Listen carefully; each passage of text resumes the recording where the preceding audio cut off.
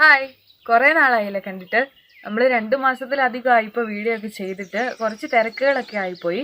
അപ്പോൾ നമ്മൾ കുറച്ച് നാൾ മുന്നേ ചെയ്ത വീഡിയോയിൽ ഒരു കാന്താരി കൃഷിയുടെ സ്റ്റാർട്ടിങ് സ്റ്റേജ് ഞാൻ നിങ്ങളെ കാണിച്ചു തന്നിട്ടുണ്ടായിരുന്നു. അപ്പോൾ അതിൻ്റെ ഹാർവെസ്റ്റിംഗ് ഇപ്പോൾ നടന്നുകൊണ്ടിരിക്കുകയാണ്. അപ്പോൾ നിങ്ങളെ ഞാനത് ലൈവായിട്ട് കാണിച്ചു തരാം.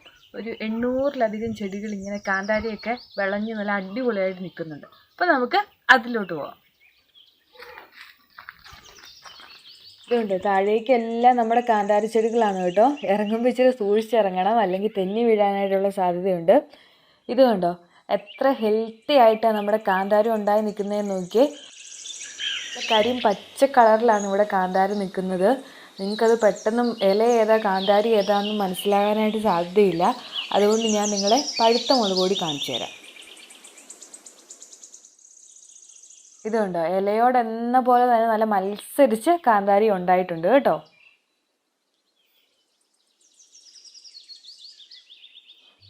ഈ ബുഷ് പോലെ കാണുന്നതെല്ലാം കാന്താരികളാണ് കേട്ടോ.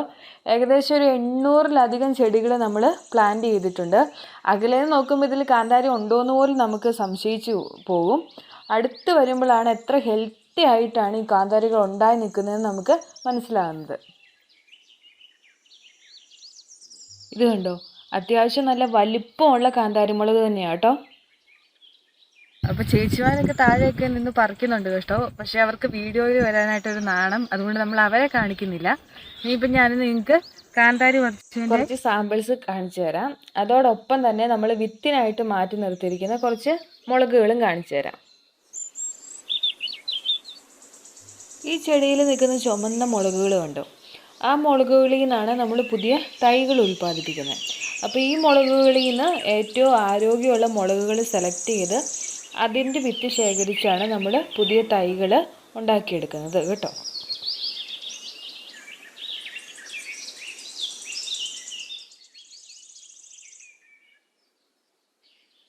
ഇതുകൊണ്ടോ, ചേച്ചിമാരെ ഗ്ലൗസ് ഇട്ടിട്ടാണ് മുളക് പറിക്കുന്നത്. വേറെ ഒന്നും കൊണ്ടല്ല, നല്ല എരിവുള്ള മുളകാണ്. ഗ്ലൗസ് ഇല്ലാണ്ട് പറിച്ചിട്ടുണ്ടെങ്കിൽ കൈ നന്നായിട്ട് എന്തായാലും പുകയും. ഈ എരിവ് തന്നെയാണ് ഈ കാന്താരി മുളകിൻ്റെ സവിശേഷതയും.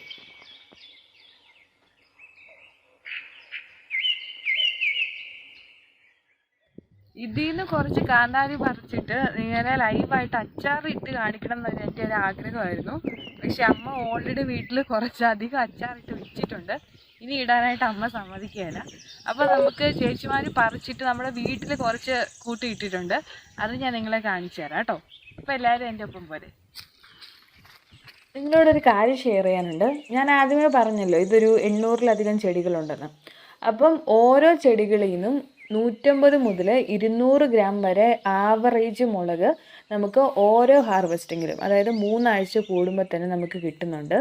അപ്പം നിങ്ങൾക്ക് ആർക്കെങ്കിലും നല്ല ഫ്രഷ് ആയിട്ടുള്ള കാന്താരി മുളക് ആവശ്യമുണ്ടെങ്കിൽ, കാന്താരി മുളക് ഇപ്പോൾ എന്തിനാണ്, അൽഫാം ഉണ്ടാക്കാനോ അല്ലെങ്കിൽ എന്തെങ്കിലും ആയുർവേദപരമായ ചികിത്സകൾക്കോ അങ്ങനെ എന്തെങ്കിലും രീതിയിൽ കാന്താരി മുളകിൻ്റെ ആവശ്യകതയുണ്ടെങ്കിൽ എൻ്റെ നമ്പർ ഞാൻ ഈ വീഡിയോയിൽ ആഡ് ചെയ്യാം.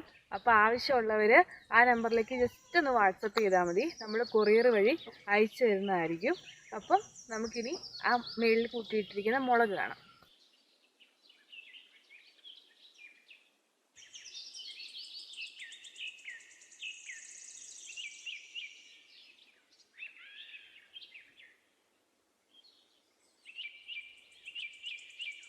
അപ്പോൾ ഇന്നത്തെ വീഡിയോ ഇത്രയേ ഉള്ളൂ.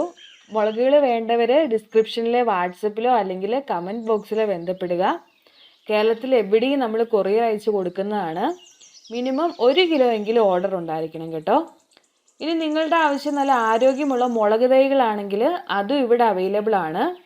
തൈകളാണ് ആവശ്യമെങ്കിൽ നിങ്ങൾ 2 കാര്യങ്ങൾ ശ്രദ്ധിക്കണം. ഒന്ന്, 250 തൈകളെങ്കിലും മിനിമം ഓർഡർ വേണം. ഓരോ തൈക്കും 9 രൂപയാണ് ഈടാക്കുന്നത്.